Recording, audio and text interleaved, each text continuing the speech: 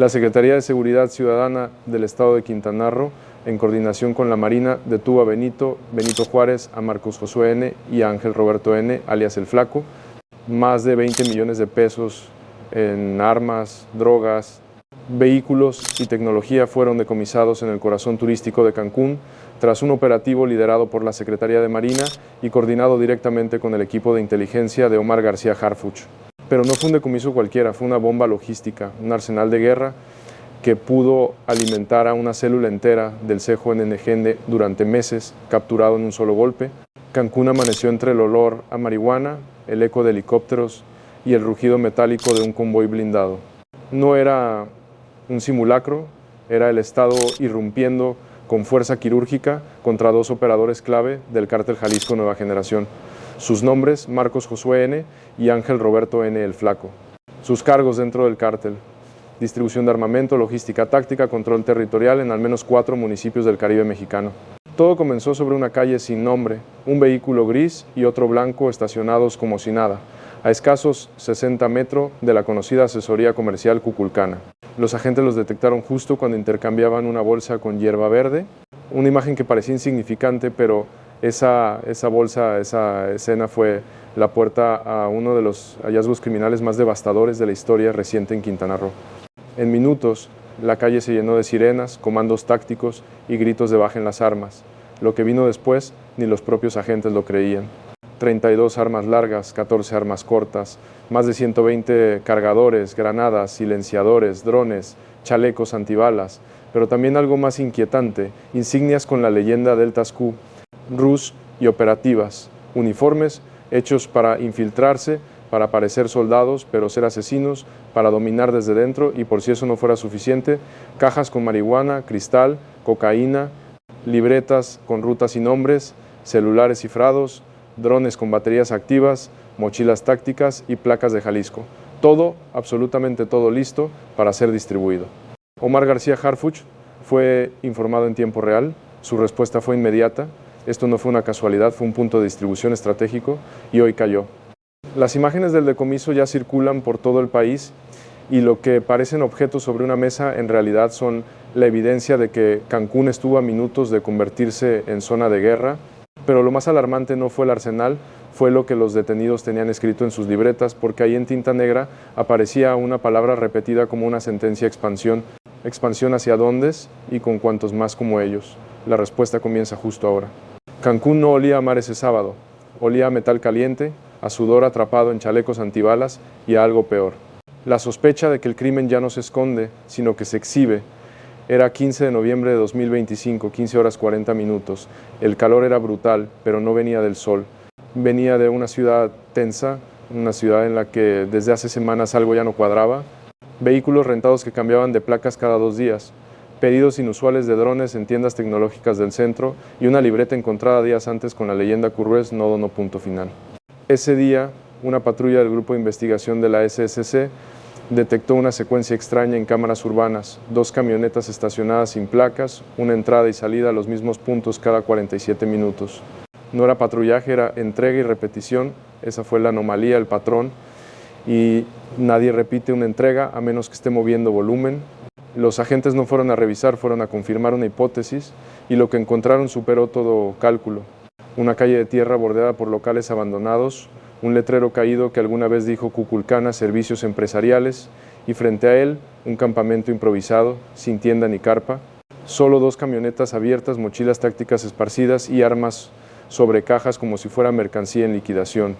Pero lo que le heló la sangre de los agentes fue lo que vieron pegado al poste más cercano, un parche negro cosido a mano, clavado con una navaja al tronco, decía Operativas Jaguar, CJNG Cancún. Era una firma, era un mensaje: estamos aquí a plena luz del día y no nos escondemos. Desde hacía meses, la zona norte de Quintana Roo mostraba señales sutiles de infiltración criminal, pero esa tarde todo dejó de ser silencioso. El crimen estaba dejando marcas como animales que orinan territorio, y no era solo lo que llevaban los detenidos, era lo que dejaban atrás. Placas de Jalisco en suelo quintanarroense, chalecos bordados, gorras con jerarquía táctica, manuales de código escrito a mano. Uno de ellos llevaba una libreta en la mochila, páginas sueltas, cubiertas de humedad, pero legibles. En una de ellas una frase entre signos de exclamación: no fallar entrega, Cuculcán, última oportunidad. Era un punto de entrega, un centro de acopio, y lo estaban usando como si fuera su casa. Pero si ese era solo un punto, ¿dónde están los otros? ¿Y qué pasa si este no era el más importante, sino apenas el más torpe? Todo estalló en menos de 30 segundos. Una mirada, un gesto, una bolsa mal cerrada, y el caos se soltó en plena calle.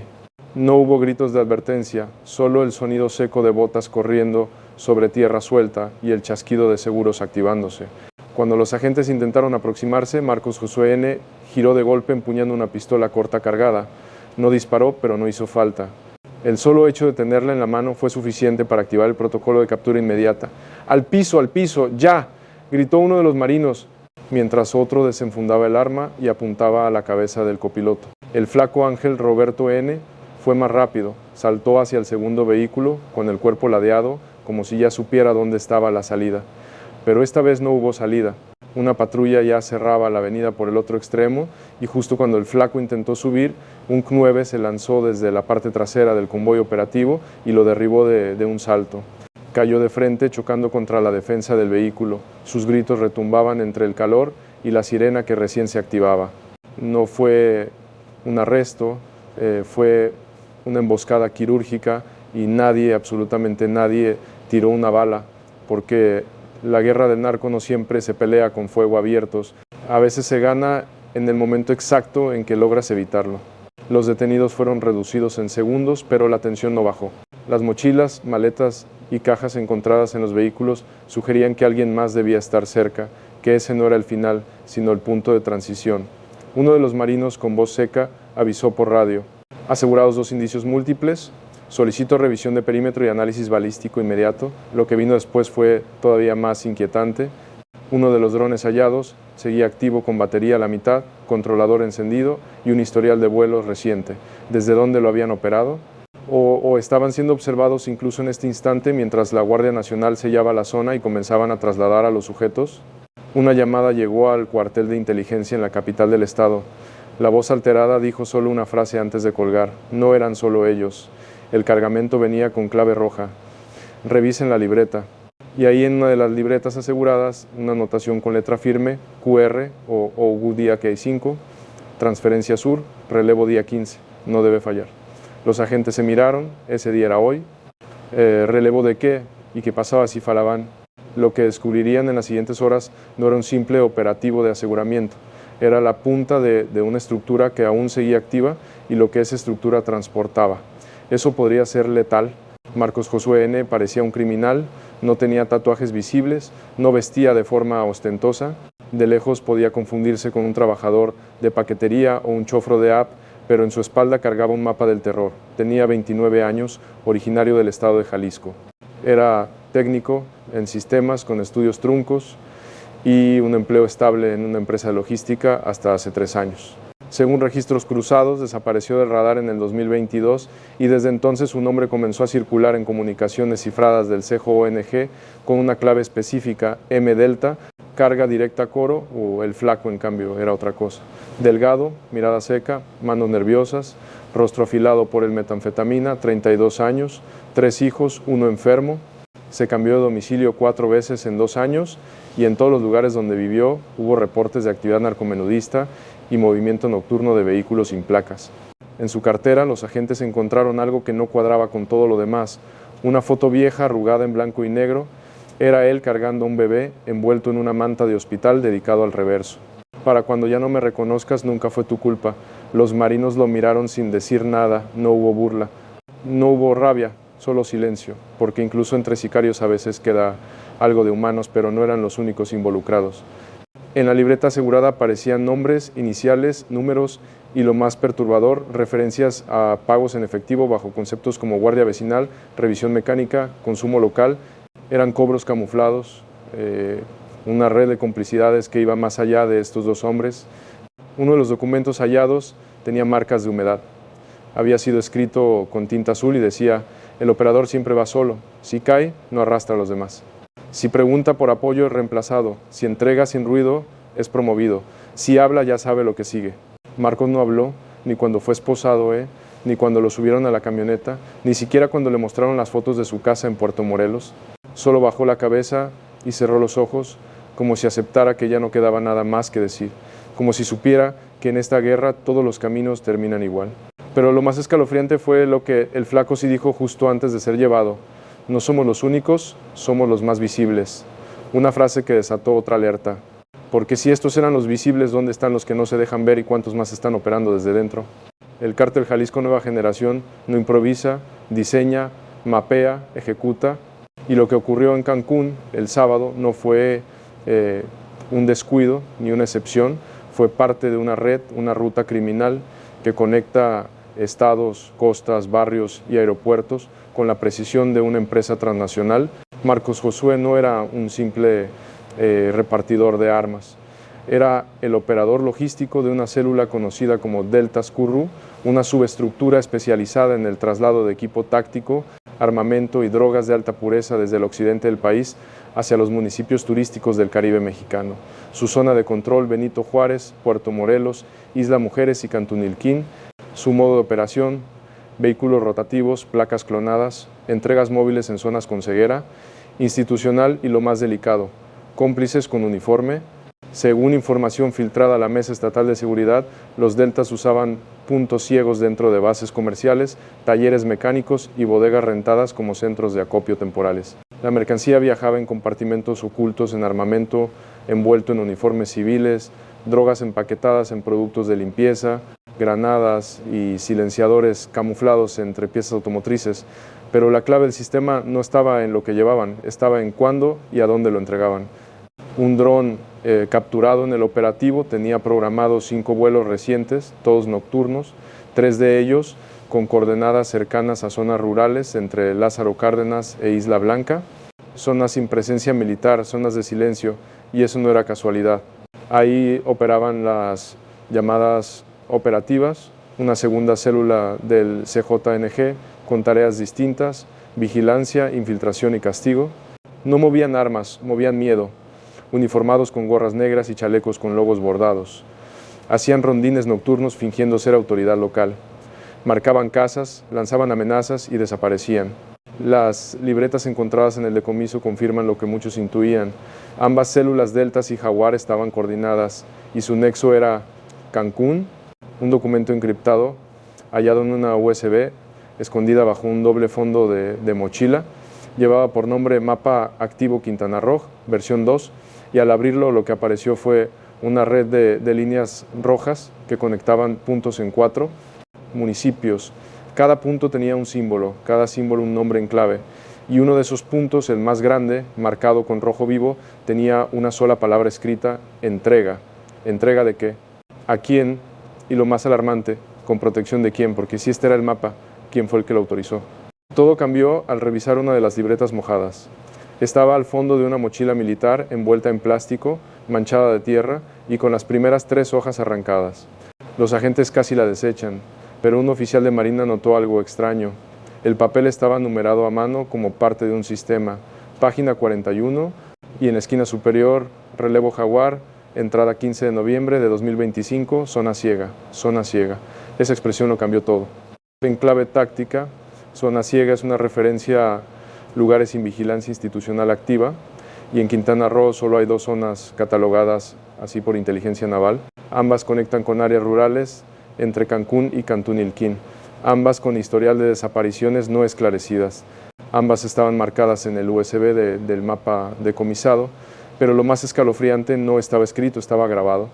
Uno de los teléfonos asegurados tenía un archivo de voz recuperado con software forense.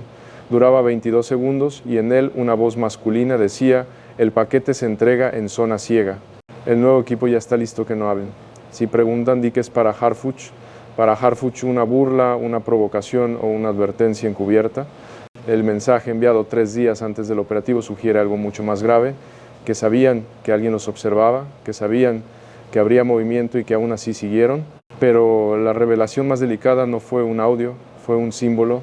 En la tapa de la libreta en tinta roja había un logo que nadie reconoció de inmediato: un círculo cruzado por 2 líneas diagonales con una letra Z invertida. Parecía un garabato, hasta que un analista del área cibernética recordó haberlo visto antes en una carpeta decomisada en Veracruz durante un operativo contra el Grupo Sombra. El símbolo coincidía y eso implicaba algo impensable, que el cártel Jalisco Nueva Generación y el Grupo Sombra no solo operaban de forma paralela, sino que podrían estar intercambiando logística, drones de un lado, granadas del otro, manuales tácticos compartidos. Las rutas se cruzaban, los patrones se repetían y los logos coincidían.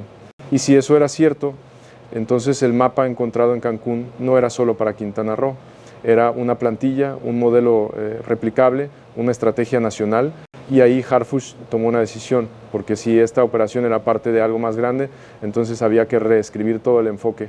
Y la primera instrucción: limpien la línea.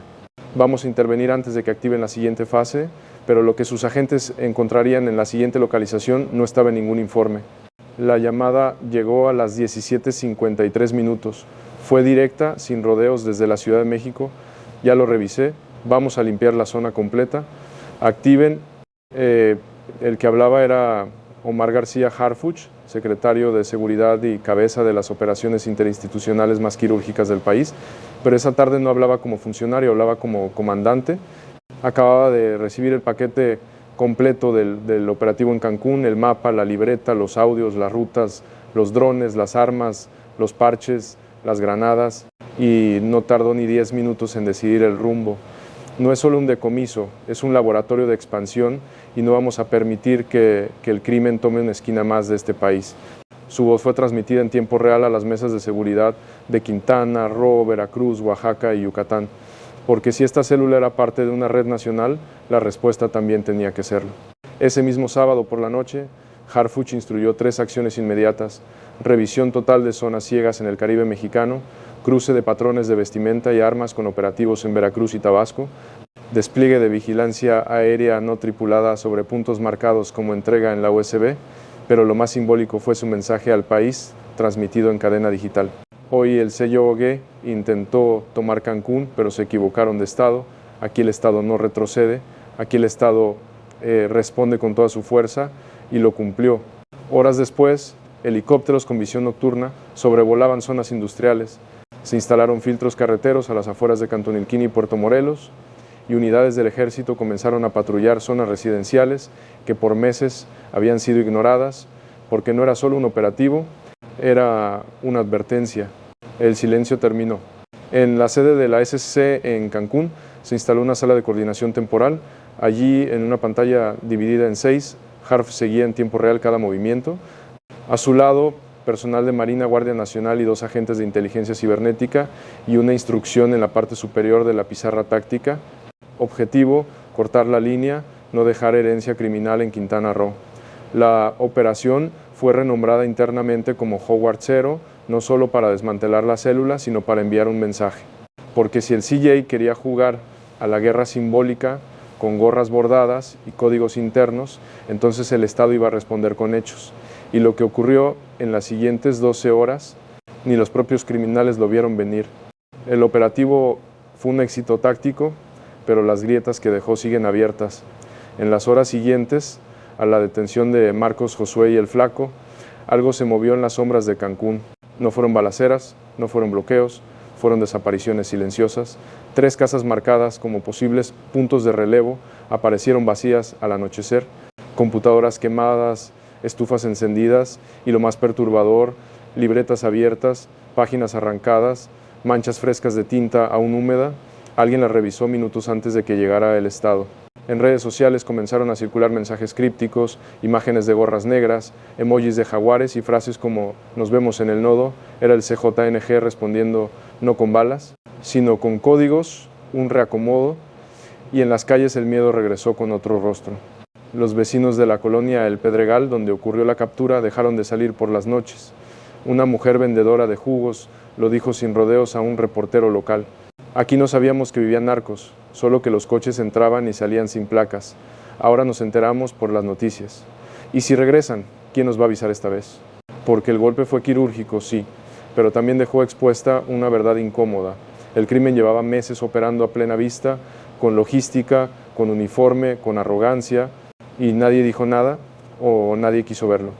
Las autoridades aseguraron más de 44 armas, cientos de cartuchos, drones, explosivos y celulares. Pero en el fondo todos sabían que eso era solo una fracción de lo que se movía realmente. Y mientras los detenidos eran trasladados a la Fiscalía Especializada y el CJ ajustaba sus rutas, revisaba lealtades y contaba las bajas, en un audio filtrado desde un grupo de mensajería cifrada se escuchó una voz masculina decir: "Nos chingaron el punto. Cambiar al sur ya no Cuculcana". Era una orden de repliegue, un movimiento de tablero, porque en el juego del narco perder un punto no significa perder la partida. Y del lado institucional también hubo repercusiones. Funcionarios locales están siendo investigados por omisión. 3 inspectores de seguridad vial están bajo revisión interna por no reportar las placas clonadas que circulaban en la zona desde octubre. Y lo más delicado, una denuncia anónima enviada al correo interno de la SCC menciona nombres de personal administrativo que presuntamente alertó al cártel sobre movimientos operativos. La fuga no fue en la calle, fue desde adentro. El mensaje era claro: no basta con atrapar a 2, hay que romper el eco. Y el eco esta vez viene desde dentro del sistema. La noticia reventó como pólvora. Para la mañana del domingo, Cancún ya no era paraíso, era evidencia, era zona roja. Los medios no hablaban de turismo, hablaban de un ejército armado hasta los dientes, operando con impunidad, bajo el disfraz de lo cotidiano. Las fotos del operativo inundaron noticieros. Drones, granadas, gorras negras con siglas criminales, armas más propias de una guerra civil que de una ciudad costera.